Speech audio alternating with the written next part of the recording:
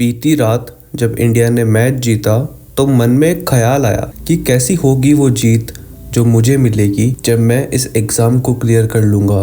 रात के 12:15 ज़रूर बज चुके थे, पर उम्मीदों के ख्याल अब भी जारी थे और उन्हीं ख्यालों के साथ मैं सो चुका था। पर जब सुबह उठा तो 5:45 हो चुके थे। हालांकि ये आम दिन के मुकाबले थोड़ा सा लेट था मेरे लिए, पर फिर भी नींद लेना अति आवश्यक है। हमने अनफिल्टर्ड चेहरे के साथ और सुबह उगते हुए सूरज के साथ खूब सारा पानी पिया।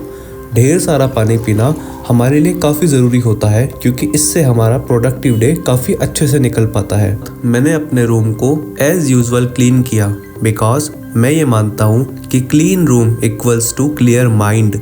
क्या आप भी अपने रूम को इसी तरह साफ करते हैं? जब डेस्क के ऊपर से सूरज उगता है तो एक अलग ही वाइब देता है। ये मोटिवेशन कुछ अलग होती है और एक एनर्जी से भरे हुए प्रोडक्टिव स्टडी सेशन के बाद जूते पहन के सूरज को फिर से हाय बोलने स्कूटी पकड़ के मैं निकल जाता हूँ अपने पास ही के बायोडाइवर्सिटी फॉरेस्ट एरिया में, जहाँ पहुँच के सबसे पहले मैं निर्णय लेता हूँ कि मुझे कितनी लंबी दौड़ लगानी है। चिड़ियाओं की चहचहाट सुन के अपने फुल पोटेंशियल से मैं दौड़ने लग जाता हूँ। एग्ज़ाम चाहे कोई सा भी हो, एस्पिरेंट्स के लिए मेंटली और फिजिकली फिट रहना बहुत ज़रूरी है और काफ़ी ज़रूरी है दिन में एक बार खुली हवा में सांस लेना। आवाज़ मेरी तरह कितनी भी बेसुरी क्यों ना हो, पर दिन में एक बार खुले मन से गाना गाओ, मन बहुत खुश हो जाता है। मिले होंगे राधा कृष्ण यही किसी वन में, प्रेम माधुरी उनकी बसी है पवन में, और भी पास आ गए हम इस दिव्य वातावरण में।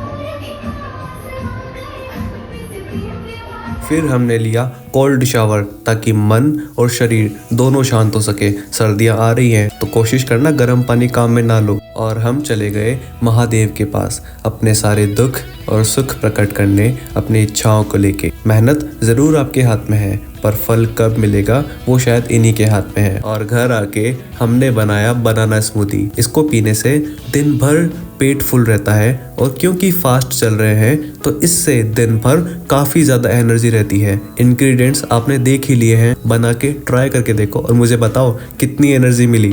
सच कह रहा हूँ, इसको पी लोगे आपका दिमाग, आपका शरीर बहुत अलग लेवल पे काम करने लग जाएगा। इसी के साथ हमने लगाया दूसरा पढ़ाई का स्लॉट और इस वाले स्टडी सेशन में मैंने मृणाल सर की काफ़ी सारी स्ट्रेटजीज देखी और साथ ही मैं करंट अफेयर्स को बहुत अच्छे से वापस से रिवीजन किया। करंट अफेयर्स का रिवीजन बार बार करते रहना काफ़ी ज़रूरी है ताकि आपकी मेमोरी पावर बढ़ी रहे। चलो इस बुक के बारे में बहुत अच्छे से बताता हूँ।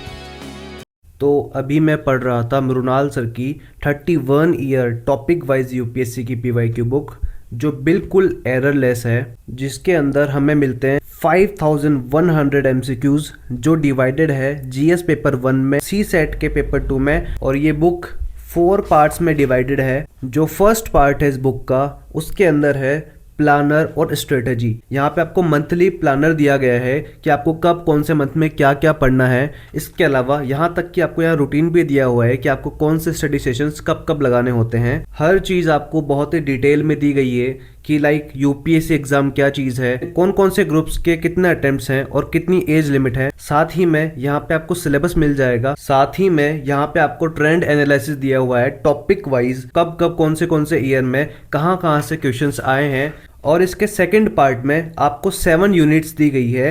History of India, geography of India, Indian polity, economics, general science और साथ ही में जनरल नॉलेज और करंट अफेयर्स। ये 7 यूनिट्स में इसके सारे टॉपिक्स डिवाइडेड है। इन्हीं के अंदर इनके सारे एमसीक्यूज हैं टॉपिक वाइज। और थर्ड पार्ट है वो एप्टीट्यूड पेपर सी सेट के ऊपर है। इसके अंदर आपको मेंटल एबिलिटी, बाकी सारे सी सेट के सारे टॉपिक्स आपको मिल जाते हैं और उनके ऊपर सारे क्वेश्चंस, सारे पीवाईक्यूज और सॉल्व्ड क्वेश्चंस मिल जाते हैं। साथ ही में फोर्थ पार्ट में इसके अंदर आईएएस के मेंस के अनसॉल्व्ड क्वेश्चन पेपर्स हैं और इसके अंदर आपको यहाँ पे यूपीएससी मेंस के काफ़ी सारे एसेस मिल जाएंगे। ये सारे एसेस 1993 से 2024 तक के हैं। इसके अलावा आपको सारे जीएस के पैटर्न क्वेश्चन एनालिसिस मिल जाएगा।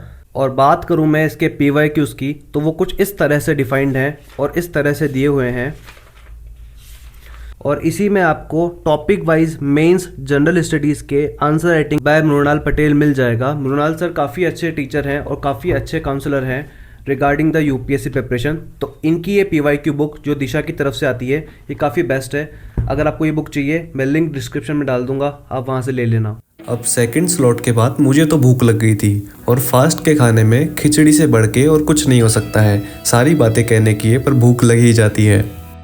खाना वाना खा के हमने लगाया तीसरा स्टडी स्लॉट जो था personality test program. Basically interview के बारे में बात चल रही है। यहाँ पे हमने काफी सारा डाटा पढ़ा, काफी सारा करंट अफेयर्स रिवीजन किया और ये वाला स्टडी स्लॉट काफी लंबा होने वाला था बिकॉज ये चलने वाला था शाम तक, क्योंकि शाम के टाइम भी विटामिन डी लेना बहुत जरूरी है। सुबह की और शाम की धूप आपकी बॉडी को हमेशा मिलनी चाहिए। इससे आपको काफी अच्छी पॉजिटिव एनर्जी भी मिलती है और आपका मन लगा रहता है पढ़ाई में। शाम के टाइम मैंने ज्योग्राफी पढ़ी और इस तरह से मेरा थर्ड स्लॉट काफी लंबा लगा और काफी सारी पढ़ाई इस थर्ड स्लॉट में की गई। ये इतना लंबा था कि अंधेरा हो चुका था और खाना खाने का टाइम हो चुका था और खाने के अंदर बना था करेले की सब्जी जो हाँ मेरी फेवरेट भी है, और दाल।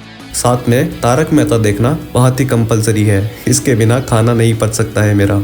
और खाना फिनिश करके मैंने लगाया आज के दिन का फाइनल स्टडी स्लॉट जो चला रात के 9 बजे से लेके 12 बजे तक। इस स्टडी स्लॉट में मैंने काफ़ी सारे चीज़ों का रिवीजन किया, लाइक करंट अफेयर्स।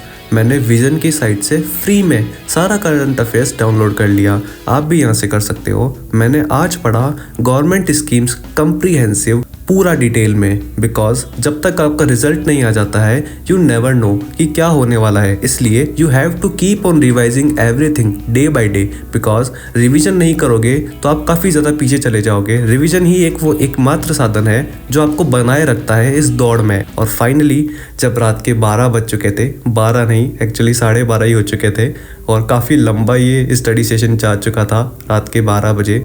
मैं एक चीज़ में काफ़ी बिलीव करता हूँ, जब आप रात में पढ़ के उठो तो आपकी बिखरी हुई किताबें, खुले हुए पन्ने ही प्रमाण होना चाहिए कि हाँ आज आपने जी तोड़ मेहनत करी है। किताबों से अपने आप निकलना चाहिए कि हाँ आज तूने जो मेहनत की है वो बिल्कुल सफल होगी। रेस्ट करना किसे पसंद नहीं है, पर मज़ा तब है जब दिन भर मेहनत करी हो और आप पलंग पे सोने जा रहे हो, तब आपका मन, आपका माइंड आपको ये कहे कि हाँ आज मज़ा आ गया, आज चैन की नींद आएगी क्योंकि आज मैंने जी तोड़ मेहनत करी है। एग्ज़ाम चाहे कोई सा भी हो, जब तक आप अपनी पूरी डेडिकेशन के साथ में उस पर वर्क नहीं करोगे, जब तक आपको परिणाम नहीं मिलेंगे। और अब वक्त हो चला था सोने का, क्योंकि मुझे काफ़ी नींद आ रही थी और मैं काफ़ी थक भी चुका हूँ। अभी मैं आपसे विदा लेता हूँ, पर मैं फिर मिलूँगा आपको एक इसी तरह के मोटिवेशनल व्लॉग में। अगर आपको ये व्लॉग पसंद आया है तो लाइक और सब्सक्राइब कर दीजिएगा। बाकी खूब सारी मेहनत कीजिए और अपना नाम रोशन कीजिए।